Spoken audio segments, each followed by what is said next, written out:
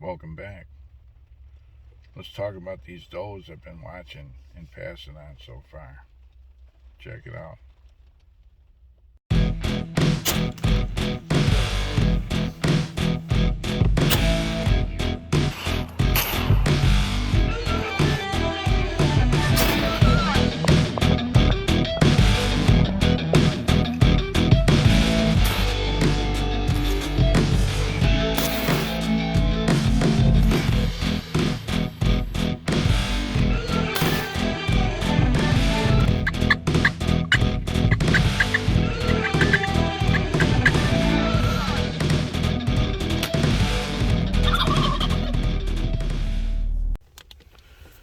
So I noticed some of the self-filming guys um, they talk about whether they should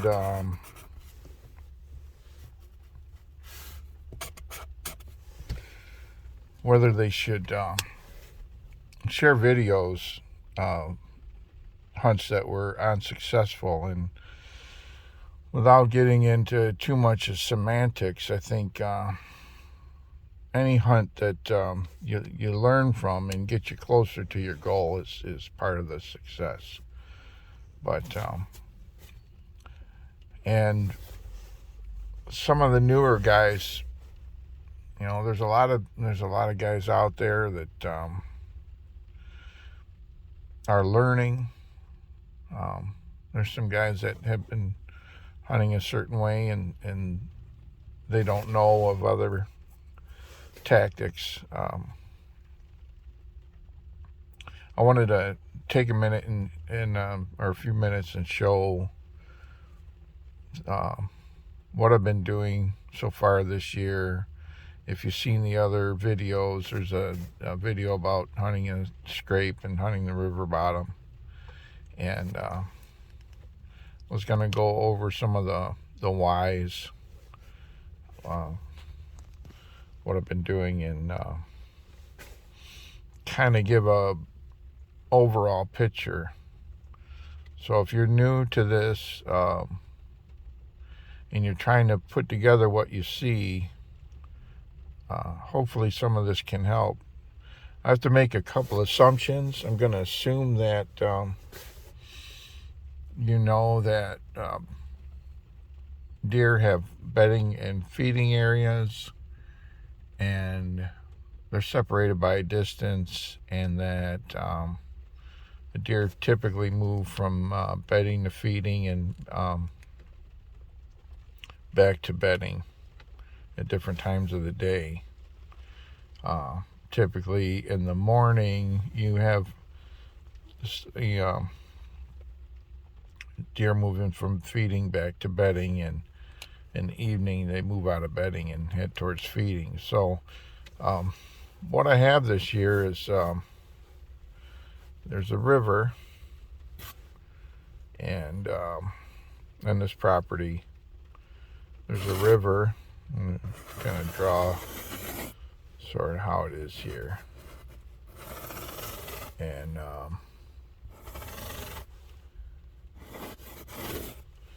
this is the main channel. As with convention, north is at the top of the map. This is the main channel, and the river flows that way, right, in this section. And then this channel here is it's intermittent. It's mostly dry now. It's got some stagnant water in it, but it fills during flood or near flood stage. So and this river bottom is there's access, of course, on the river, canoes and kayaks, but most of the access from the road is either east or west by quite a bit. About a mile from this point here, the center of our world here for this hunt. We're talking about a mile that way and a mile that way to to get a road access. So the down in this bottom, there's a lot of lowland deciduous trees, but there's white oaks. A lot of white oaks up in here, and this is uphill from everything this way and this way. I had known from years past that the deer tend to bed down in this area down here. So that first evening that I sat out there, it was October 1st, I sat over here on a southwest wind, so the wind was blowing the same direction as this as the current here. It was blowing up that way. And in the evening, I expected these deer to come up out of here and head towards the oaks. And the other feeding, there's ag up in that direction. So I sat here, and if you saw the video, these deer came and they walked along here, and they came out and they crossed the river. It's pretty shallow, and they came back and they walked out. They walked up that way, and they never detected me. And I came back in the morning. I sat over here, thinking that these deer might reverse their path and come right by me, but they didn't do that. What I found out later was this dry channel is actually a barrier to movement. It's a good 10-12 foot deep, and the drop right on this side is an undercut. It's an undercut bank. It's worse than the sheer drop. So, I mean, they probably could possibly jump up there. They could jump down. Either way, they probably end up getting injured. But suffice it to say, the general movement is this way. In the evening, they're going to move out of bedding, and they come up that way. And then in the morning, they'll be heading back, coming back this way to bedding, down in this low, secluded area.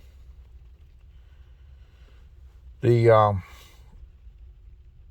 I knew that. I also discovered that, or one morning I sat here, I heard a single deer walk through the river this way in the dark before shooting a light and jump up the bank. It's pretty steep bank over here too. Steep enough to the point where I have to find a spot and I have to crawl up on all fours. I might end up attaching a rope to a tree here so I can get up there a little easier. But so this deer, the single deer, which, you know, if you hear a single deer in the dark, chances are you're listening to a buck. And that's been my experience. But with these does headed back and forth through here, I knew that they would have a trail, and I followed that trail. It's in the second video where I pointed this stuff out, and I pointed out that way, and I pointed back this way, and as I come this way, there was a scrape. There was a scrape over here on the edge of the bedding cover. And the pattern repeats. There's doe bedding, there's doe feeding, and here's a buck. And he's going to know where these different does bed, and if he knows their travel in and out, where they emerge from this bedding cover, he's going to put a scrape. So when a doe comes in the estrus, she'll come by and she'll indicate on the scrape that she's ready, and then when he comes by and checks it, he can go look for her. Anyway, this is the center of their communication. This is their singles bar, I guess you'd call it. But so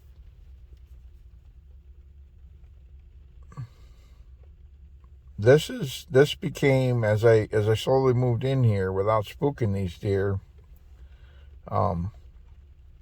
this become my focus as well. And this pattern, as far as the pattern of the does going in and out, and the buck will, generally kind of cross their path at an angle, because he wants to maximize his effectiveness as far as locating receptive does. He's going to find all the different doe family groups and where they head in and out of their bedding cover, and he's going to put scrapes along that route. So with that in mind, now these does might not be coming to this scrape per se, even though I had them walk past it. That's just their daily routine to walk through there, whether that scrape was there or not. And that's why he put that scrape there.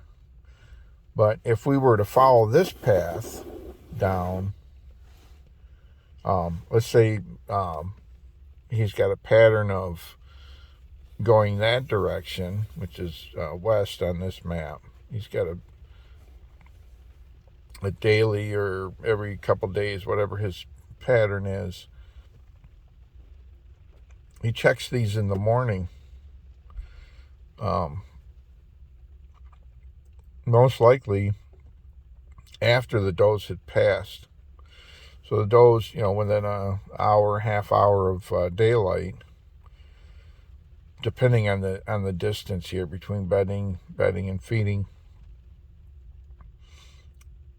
they're gonna come by here at a certain time and they're gonna visit that.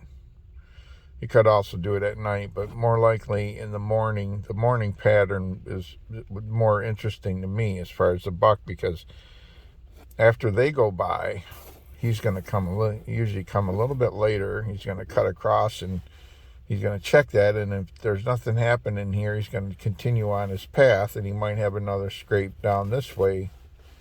And there's a receptive doe. He's going to hit that one. But a couple things here. If he's traveling that way, the further you go that way in your setup,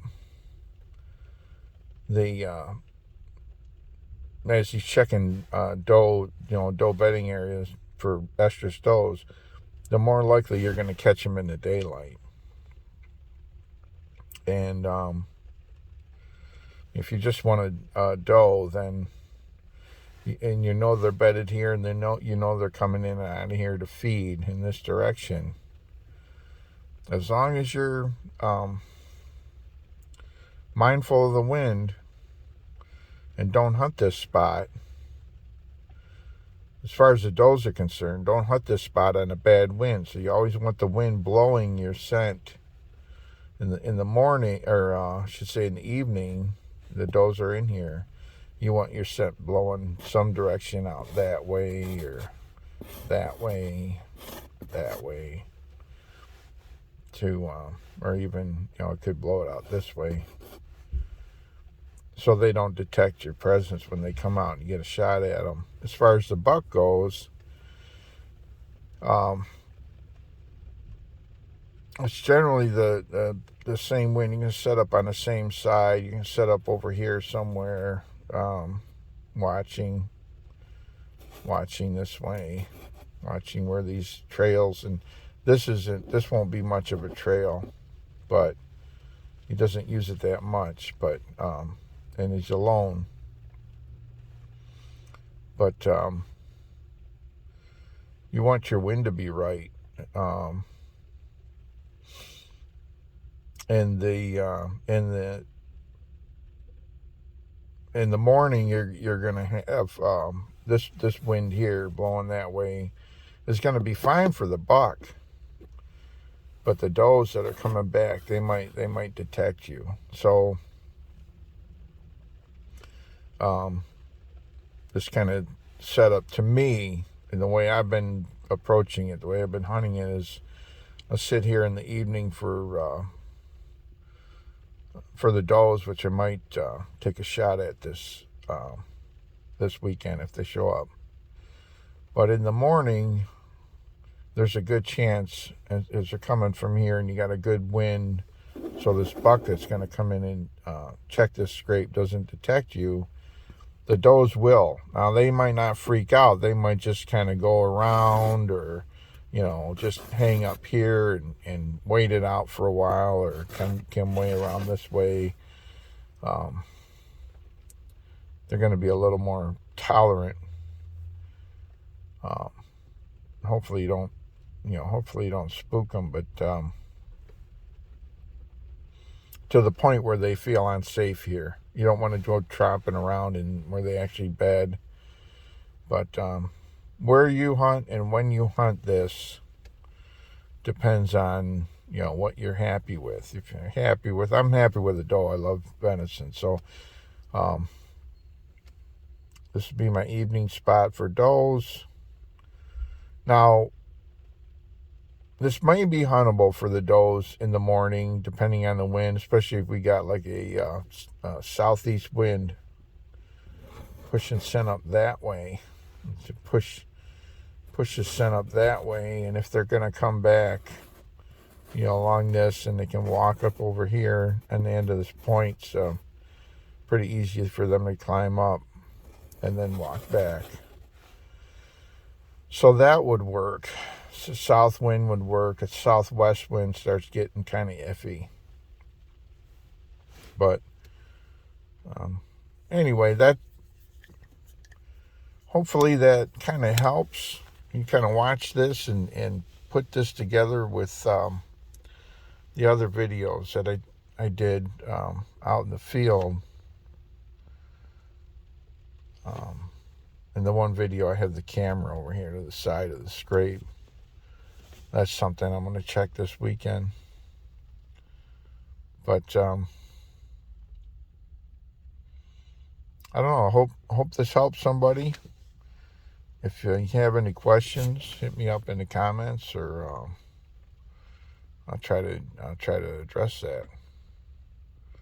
Other than that, good hunting, and thanks for stopping by.